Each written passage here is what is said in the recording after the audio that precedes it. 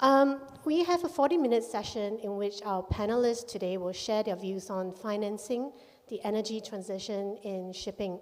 Now, between them, our panelists have been active in shipping for more than 100 years. So I'm sure we're very excited to hear, their views on financing the energy transition in shipping, what they are really looking for in an owner, and how they think the existing fleet will be refinanced going forward. Now, before I begin, I wanted to set some context of our discussion. ESG issues continue to impact the global economy and drive business decisions. And we see now more and more companies developing their approach to meeting, and some actually exceeding the emission criteria. And we also see more and more companies investing in dual fuel and other innovatively designed vessels. But the price to get to net zero and the cost of all these investments that will be necessary to get there is enormous. And it is estimated that at least $1 to $1.4 trillion of investments is needed between 2030 and 2050 just to meet the IMO target of reducing carbon emissions from shipping by at least 50% by 2050. Now, if shipping was to fully decarbonize by 2050, then what we'll need is extra investments of $400 billion over the next 20 years. And basically, this means that the total investments that will be needed will be between $1.4 to $1.9 trillion between 2030 and 2050. Now, at the moment, we are seeing a decline in the conventional ship financing deals from traditional banks. So the million-dollar question is, where is the money going to come from? And maybe Logan can start with the first question. Over the last few years, it is quite clear that we see the shipping industry across the whole value chain being very intent on meaningful action in this whole emissions scene. Do you see more companies either implementing or ramping up their sustainability strategies with a view to building these into funding strategies? Thank you, Suya. Yeah, definitely we see a lot of our clients, they are setting up their strategies. It seems kind of a hot issue and trendy for doing that. And this is not because of everyone talking about ESG. It's really, I can see the heart in this industry that people are really want to have a better environment. So I can see a lot of our clients, they setting up their strategy. So banks are, of course, we also promoting, and Citi Bank is here that we have the Poseidon principles that we are encouraging our clients to commit in doing that. So I see definitely that is the people are improving the society. Yeah. Okay. Well, it goes without saying that ambitions require funding, and as more and more owners and operators come under pressure to meet the IMO 2050 targets, banks will need to step up their partnerships with their customers in their decarbonization efforts. Ting, what are banks really looking for when they're looking at their portfolios? Yeah, sure. So just to mention, SG is also part of Poseidon Principles. As you mentioned, there's a great deal amount of capital involved in the whole shipping industry decarbonization process. Banks, we are not the ones to decide which alternative marine fuel is going to be picked by the industry to reach its net carbon ambition. But banks are here to support our clients in their energy transition journey. Of course, at SocGen, we look at both asset level and corporate level. We take a matrix approach. At asset level, we look at the transaction vessels' carbon intensity performance track record. by mainly the measurement of AER of the vessel that we finance. At corporate level, we look at the corporate ESG strategies, their commitment, their investment to date in energy transition. I would say that the industry will have to realize that environmental risks is now more and more important a part of its credit risk profile. It has to be taken into account when banks try to originate new deals and try to make lending decisions. Yeah. Thank you. Thank you for that. And I mean, maybe just to go one step further, how influential do you think, a ship owner's environmental criteria is in the whole credit process? You talked about the matrix, but how influential? It seems to be very influential. It's very influential indeed. I would say my banker colleagues here would also agree about that, right? Turn on the mic. On the negative side, definitely, yeah. So it's definitely awarded if a company has a dedicated sustainability management, reporting and all the stuff, and really takes care about ESG topics. But let's assume a ship owner sells a vessel to scrap buyer and the vessel ends up at the beach in Alang and with an unsustainable ship recycling, then probably it would have definitely downgrades of the rating of the company and we probably would step away from further financings then. What about you, James? How influential from your perspective are a ship owner's environmental criteria when you're looking at the credit documentation process? Well, as some of the panelists mentioned, that many banks have signed up as the signatory of the Poseidon Principle. They'll be bound for certain criteria to report the emissions or scoring of our portfolio itself. So other than that, in fact, I believe that we've recently have a Global Shipping Day internally, and 80% of the respondents would mention that they have already issued ESG report. But then at the same time, not a lot of them will be taking into green financing because it's not ready. They don't see that there's a scalable green energy in there. Not everyone would have the capital itself to really invest into that. I think for sure most of the clients that are on our portfolio, probably they're already equipped with the ESG report. They might have a strategy, but how they're going to implement it? 80% of the respondents would respond that they would like financier to give them more information, to advise them, to lead them. I think the ESG journey is for everyone. No one really have a crystal ball, but the difference is this time, it's not just only shipping industry itself. Even though we create green energy, the other industry would also need green energy too. So for those shipping companies have not yet embarked a journey or just have a strategy, but not taking action, that might not take them too far.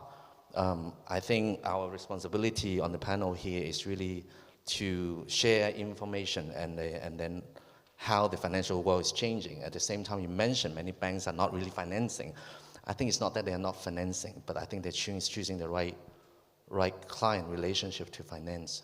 And that means it's no longer like everyone can get the appropriate financing.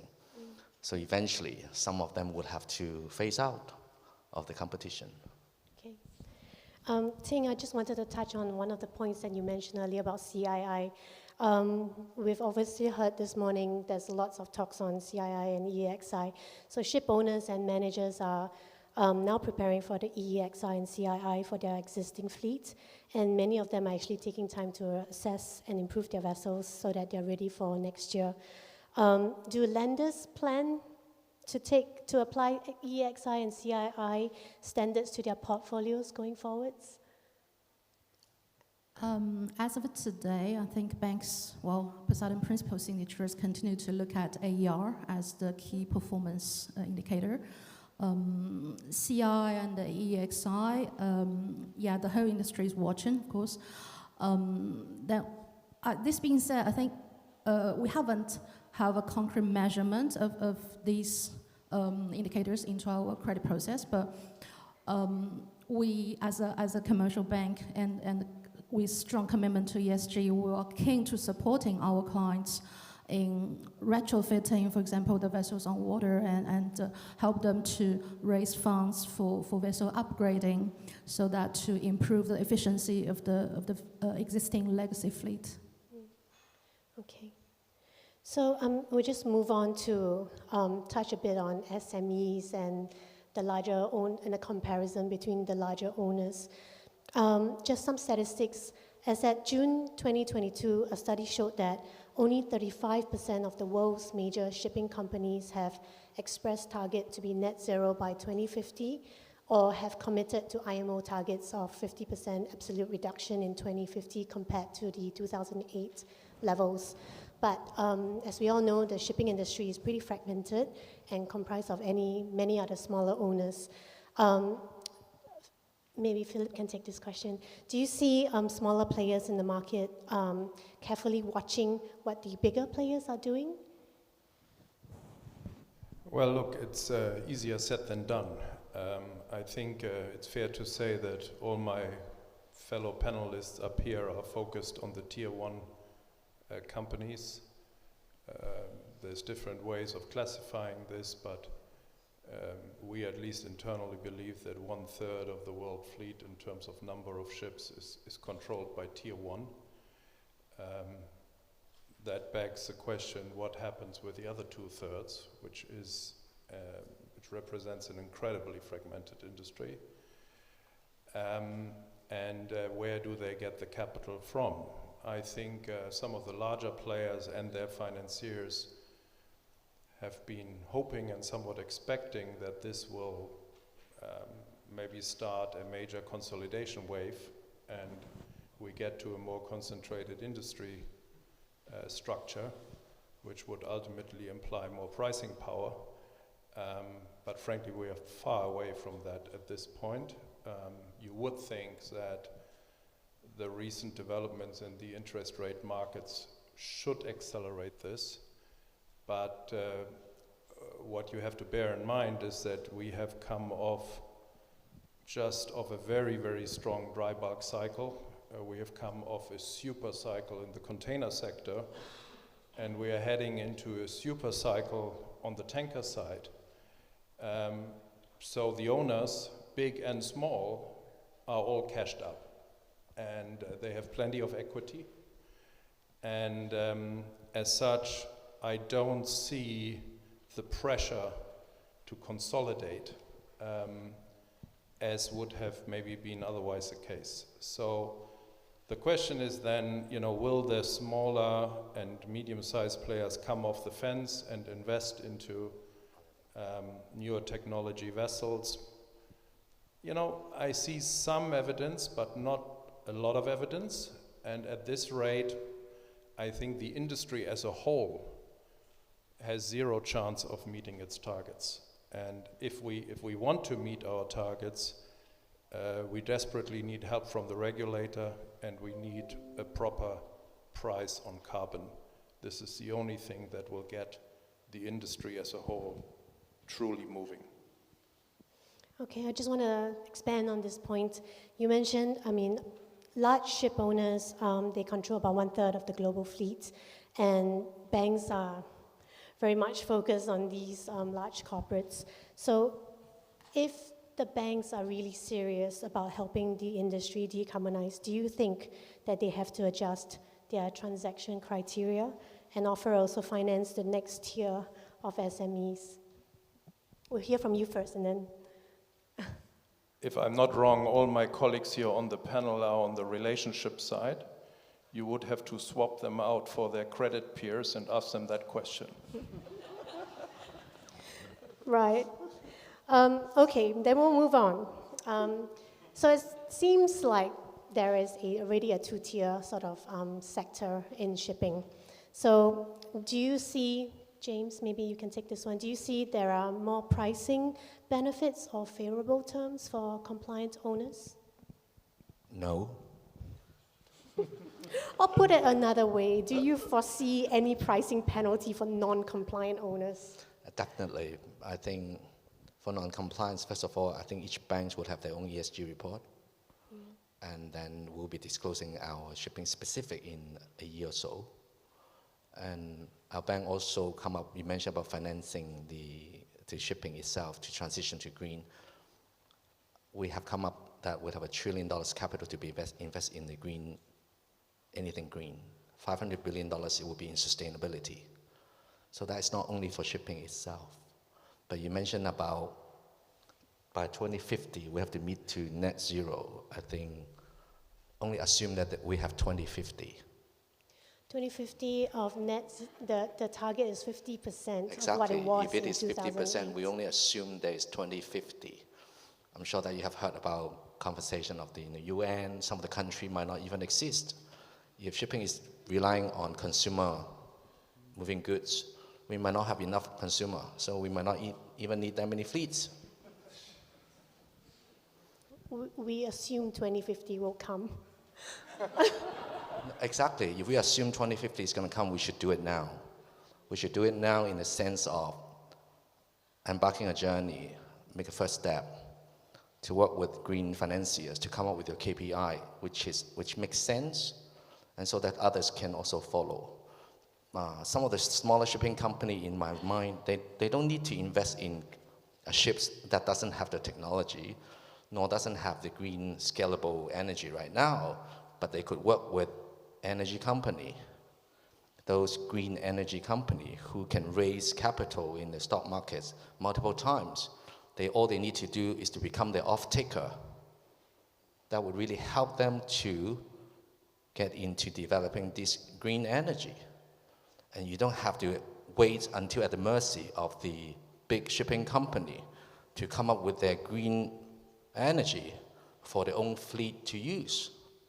That would be something outside of the boxes rather than just following, because the landscape has changed completely. The COVID-19 itself affects everyone. It should accelerate all of this digitalization, green, but are we doing enough? I believe 2/3 of the Pakistan is flooded, displaced. And are we doing enough?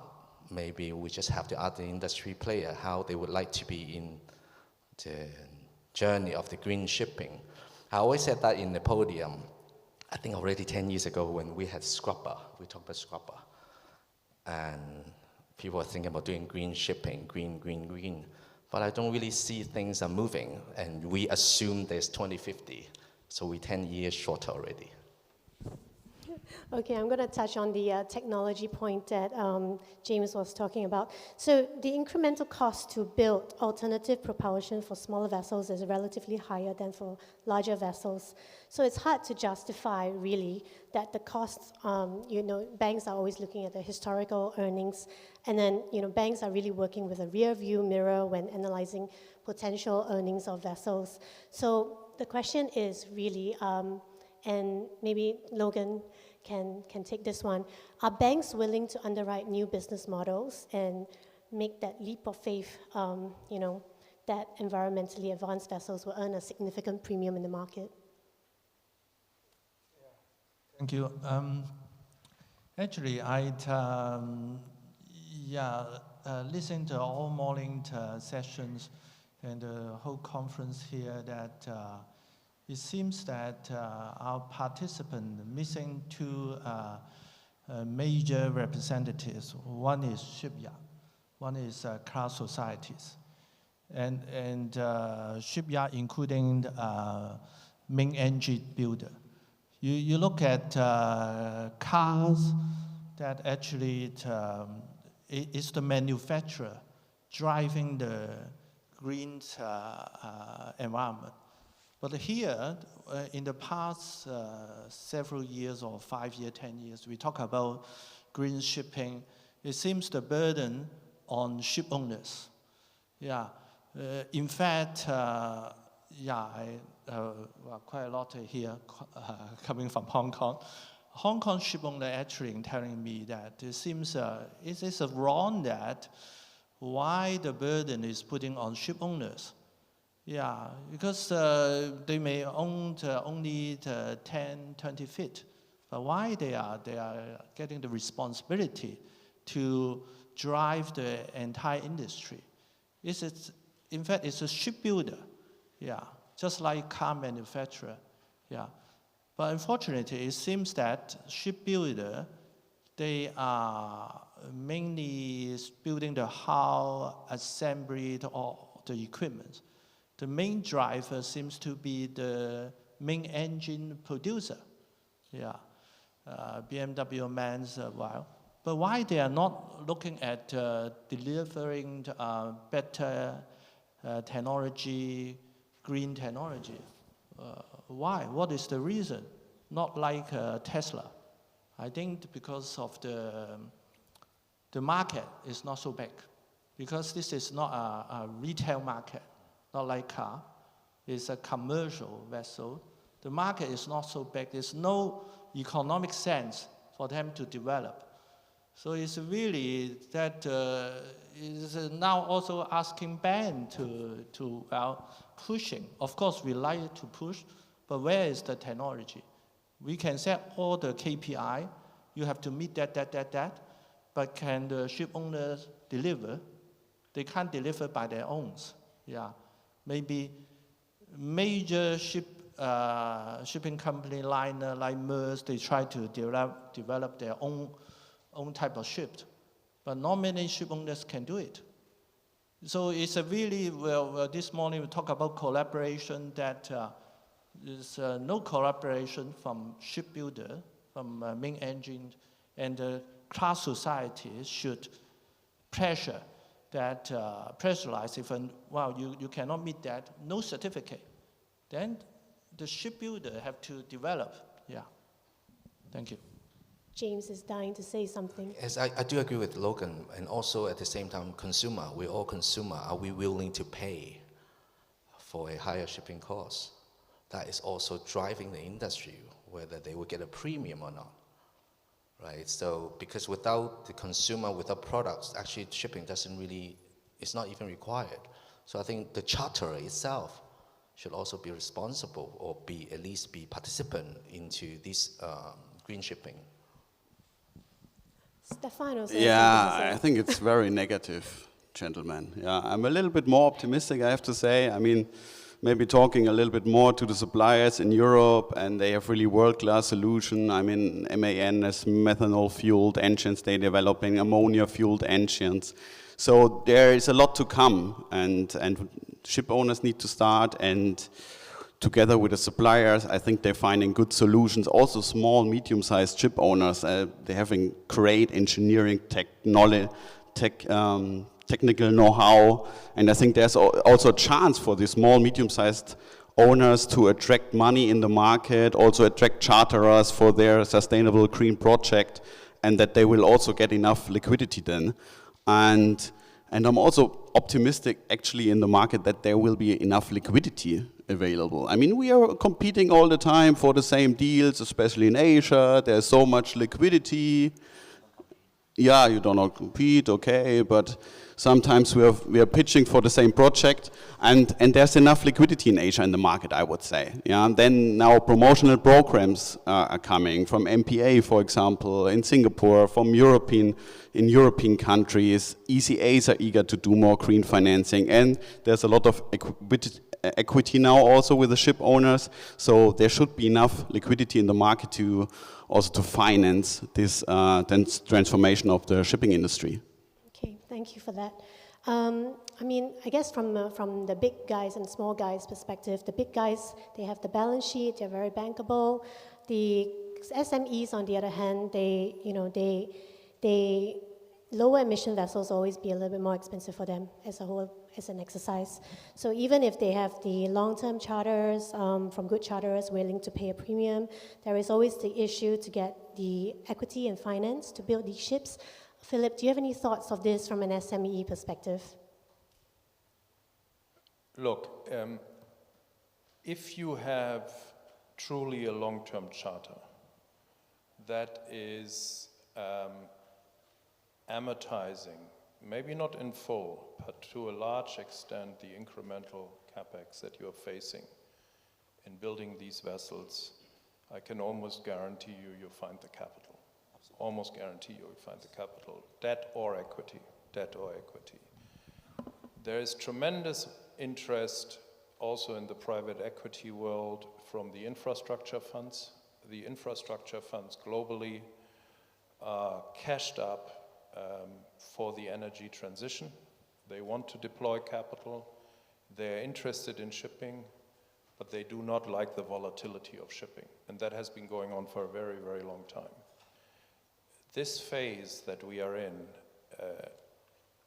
gives the market also an opportunity to change the industry structure from a spot-dominated, volatile industry into something that I would call more akin to industrial shipping with longer-term contracts. And I do believe that the end users, the guys we all ultimately work for in shipping these cargoes, are increasingly there to step up, A, pay a premium, and B, go long. And if you have these two elements, and then I come back to what I said earlier, if we get a bit of help from the regulator to make the fossil fuels more expensive, then I think we can dramatically accelerate this. And then, frankly, I'm also optimistic for some of the smaller ship owners who are nimble, who have good customer relationships, who are close to their customers, because look at it also from the end user's perspective. They don't want all of their ships with one or two shipping companies. They like the diversification too. So, you know, I would urge, in particular the smaller companies, you know, spend a lot of time with your customers, and as you have these discussions, over time, you will find out that they're willing to pay a premium and they're willing to go long, and then you have a project that is financeable. Yeah, so it seems like big guys, small guys, you know, there is available access to capital. James, any views on that? As I always mention that any project makes sense, the capital flows to it. It doesn't really need to go and look for capitals. There will be different risk premium involved. As you mentioned, I'm not pessimistic about that. In fact, I'm just talking about there's already investor looking into green energy company. They don't lack of any investor for them to create that, but they lack off-takers. You mentioned, Philip mentioned about the long-term charter. They also needed to have off-taker for their green energy. So in place, you actually connect all the dots rather than just looking at shipping as an asset. All the burden is being put, like what Logan mentions, in the shipping company, because it's a whole supply chain from the consumer, from the producer, from the engine company, from the shipping companies, maybe owning the asset, operating it. There will be also financial institution who will have a bigger balance sheet. They become utility, you mentioned about that, right? So they will be able to withstand the volatility of the market. So removing shipping company is just become a shipping operators. And the larger one could continue to be ship owners. So it would be fundamentally change that maybe some of the smaller owners might not necessarily have a place, but doesn't mean that they won't be able to get capital if they're willing to pay. So that should be what we think about the whole supply chain. So the $1 million question, where is the money going to come from? There are lots of funds are being set up. Like Japan, I think 5 years ago, they already set up $5 billion of funds to help smaller shipping company to transition to green. That including technology, green energy, all in place, lots of sovereign funds. As I mentioned, they're already investing into energy company for them to transition. So all they need is off-taker. The off-takers are shipping company.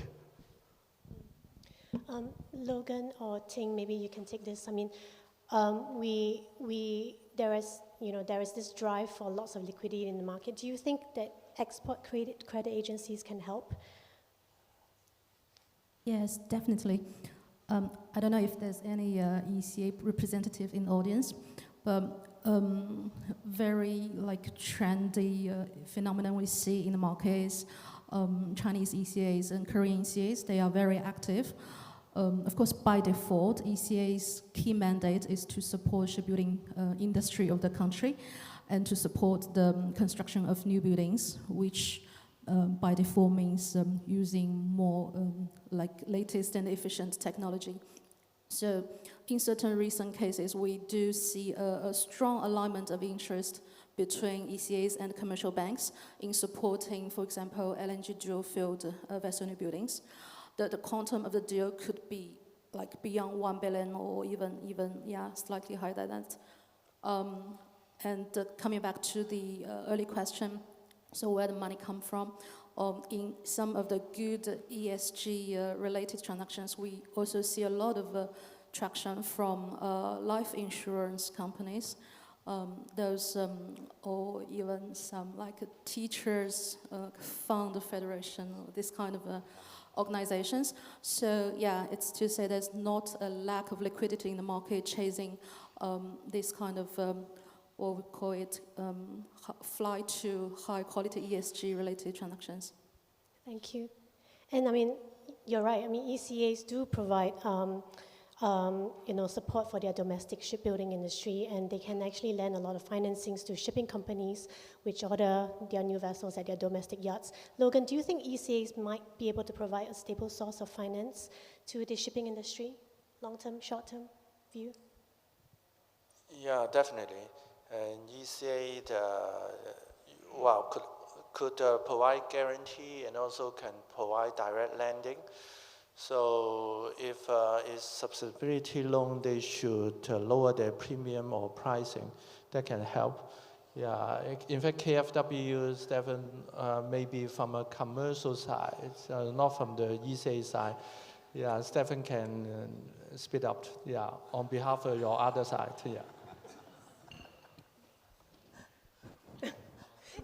No, I mean, we're not an ECA, first of all, you know that, Logan.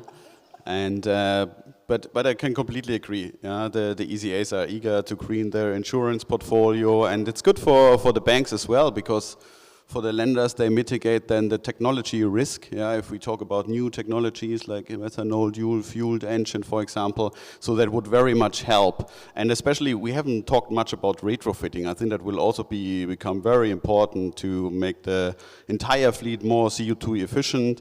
And then it was good to have this IMO 2020 with a scrubber. So then we created already some structures together with the ECAs to finance also the retrofits of propellers, for example, and of wind power systems and so on.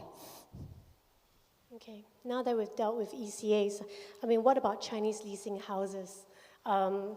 Chinese banks and leasing companies are very active in the shipping industry, and it's likely to increase, especially with the One Belt, One Road initiative.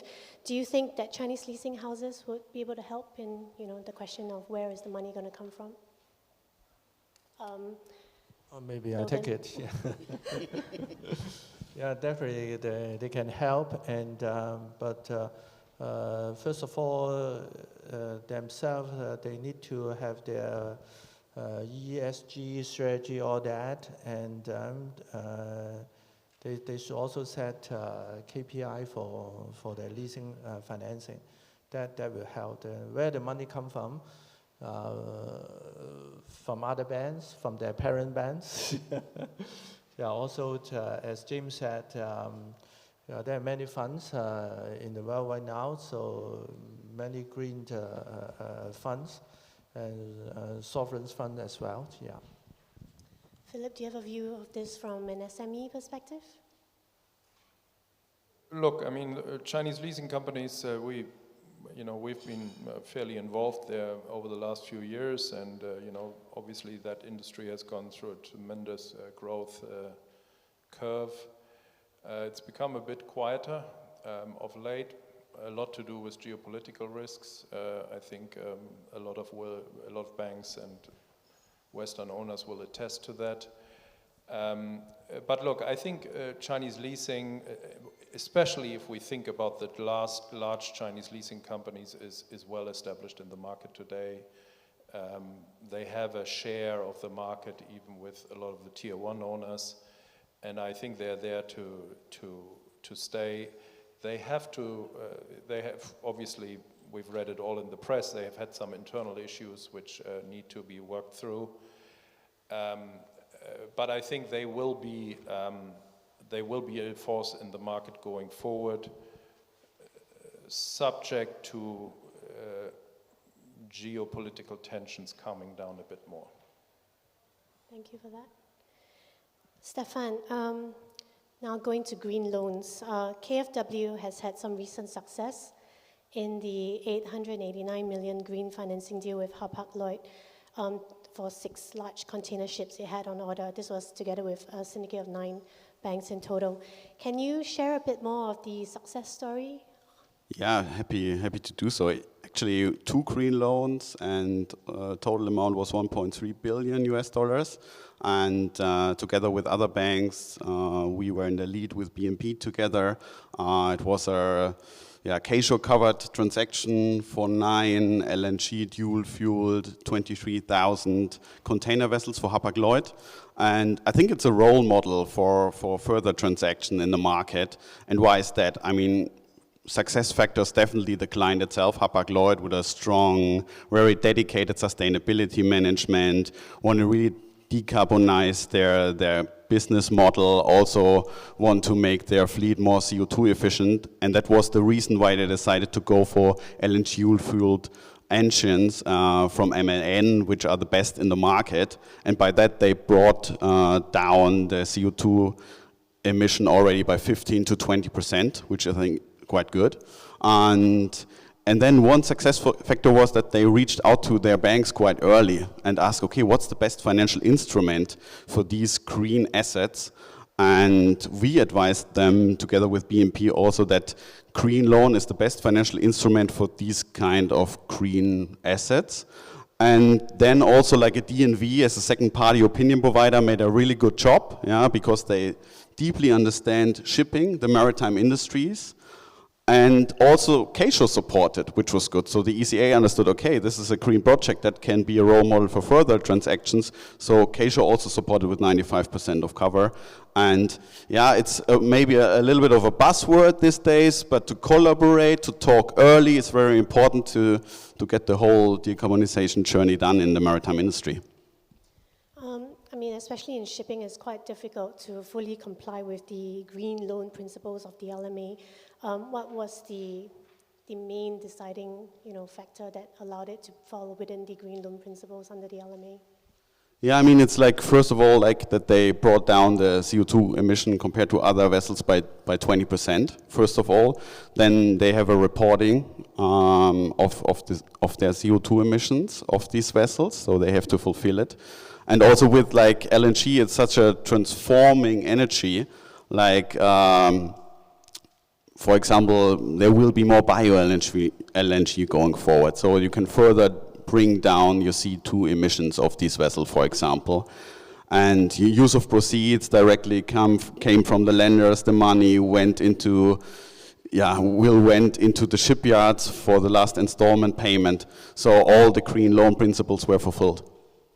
Thank you for that. So Stephan was saying, collaboration with the owners and early collaboration is very important. So my question, my final question to the rest of the panelists is, what is your one tip for a ship owner when they are looking to you, when they're coming to you for their financings to help them with the energy transition? Logan, you want to start? One tip for a ship owner. Yeah, energy transition, yeah, definitely. We will help our client to go through energy transition. So we would like to see their policy, their strategy, their commitment. Then for the deal itself, that we will set a KPI to achieve the energy transition. Yeah. James? Early bird get the worms. Sorry? Early bird get the worms. Early bird gets the worms. Collaboration? Collaboration for sure. Yeah, talk early to the banks, but on financings. I mean, ship owners know best what's the best for their business model, what's the best for their fleet, so they will need to make the decision. They're the best ones to decide. But when it's on financing, reach out to your banks, see the financing alternatives, and then go to order, for example. Ting? My humble suggestion would be engage, be agile, be transparent to share information. As banks, we are keen to understand ship owners' strategies, and we are keen to have strategic dialogues. but you need to share information with us, help us to help you. I like that. And finally, Philip. If you're tier 1, you can talk to any of my 4 panelists, and I can give you with a very narrow band the leverage and the pricing you will get. Wow. If you are small to medium size and it's a bit more hairy, but you have a good project, talk to us, we find the money. I like that. And also because, I mean, coming from Singapore, where, you know, it's really a fragmented industry, and I do really feel for the SMEs out there, and really it is quite a difficult sort of situation to be in, I mean, when they're looking up at the big players. So I guess the key takeaways from today is that, you know, it's very clear that there is an increased focus on ESG and net zero emissions target. Big owners or small owners, they're all very interested to relook their business models and to set realistic decarbonization strategies. But again, every bank here or even a financial provider here must also take climate into account, which is also very important. And getting to net zero will be difficult, but it's not impossible. So we just need to build the plumbing system for it. And finally, I'm very proud to say that we are in the best place to do this, because Singapore leadership has shown, you know, Singapore has actually demonstrated a lot of leadership in this space, and that's why it makes us Maritime Singapore. Okay, thank you very much. I'm out of time. We actually have a couple of questions this time, so here's the first question. All right. Hello, everyone. Great to have this amazing panel. So a quick question for all the panelists, please. And this is we have a dry bulk company specializing in the Capesize segment called Synergy. So the question I have to all the panel members is the following. Let's assume that you have borrowers, that two different borrowers, that they all tick the box for a potential loan facility by each one of you. And one has a project of a 10-year-old Cape with a scrubber and everything, 10-year-old Japanese Cape that costs $35 million. And the other client has a new building Cape delivered in 2025 or 6 or whatever, costing 70 million or more, again with a scrubber. And the new building is actually only 10% more efficient than the 10-year-old, and all the other things are being equal. So assuming that you have two different borrowers and you have only one to choose who to give money to, who would you choose for this project? 10-year-old ship at 35 million or a new building delivered in 2025 for 70 million? So that's my question. Well, I think our credit people probably like the new building. Yeah. For our shipping banker here, is probably like the 10 years old, but 50% financial. Anyone else? I think it will be depends on not just only this particular asset itself. It has to be entire strategy for other than this particular vessel. The whole strategy, the two companies will have the same ESG strategy. That's already quite different. One is ordering new ships, one is retrofitting. These are already two paths or strategies. So I think it really depends on how it would carry on to affect the whole entire fleet. I would say retrofit the old one, yeah, to the same CO2 level as the new one, and then we finance you the retrofit and the second-hand vessel, yeah? Ting, you might want to add on, because this was the matrix that you were talking about earlier. Yes, indeed. So we look at asset, we look at corporate. So these two ships belong to the same corporate, is that right? So, I'm sorry, two different borrowers. Then, yeah, then we would look at the whole fleet related performance. So these two companies, they must have other vessels in their portfolio. We would look at the ESG roadmap of the corporate, not just that single vessel itself. Okay, we have time for one more question if there is one. Yes, sir. Mathematics, please, now, just like an easy question. I'm just a lawyer, so no mathematics. Harry Thiochar in Norton Rose Fulbright.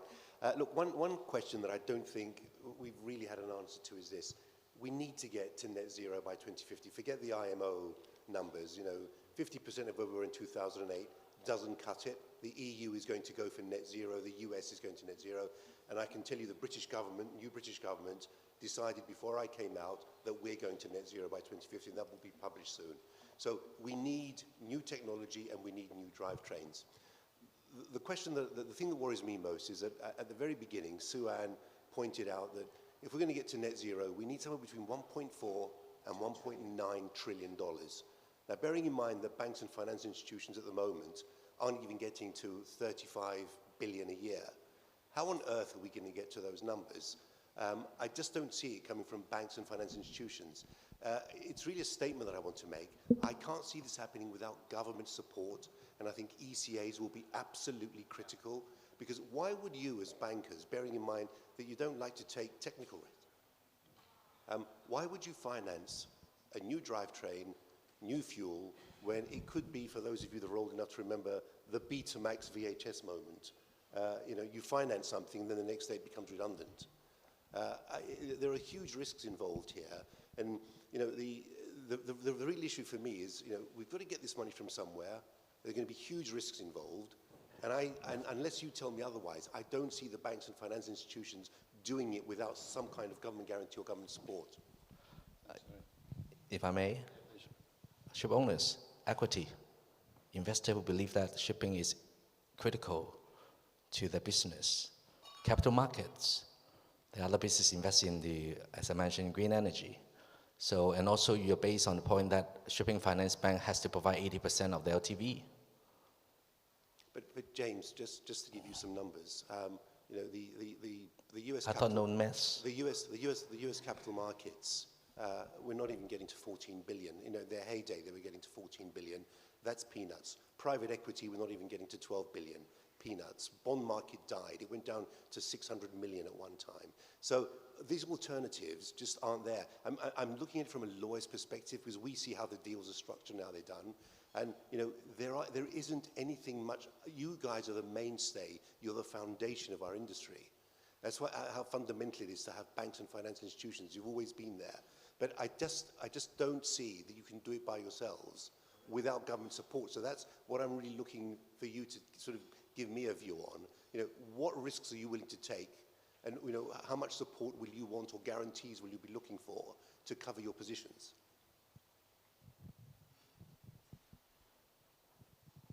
If government is being asked to support a certain industry to achieve certain objective, you're asking the taxpayer to pay for this particular industry.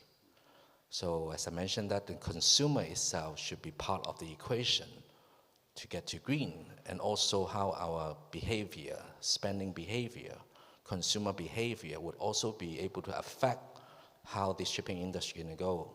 That including, you talk about retrofitting, recycling, not necessarily just only 2 trillion, and also advancement of the technology itself should be able to help the shipping industry to achieve that on exponential rates. That has not been taken into factor. And I do believe, optimistically, for the very first time, the shipping industry itself has a lot of stakeholders do agree they need to achieve something. We know that there's a problem by 2050, even though what we're doing now, we will not achieve that objective. That is an alarming sign to basically alert everyone. It takes everyone to do that. It's not just only government. That's it? Any other comments? No?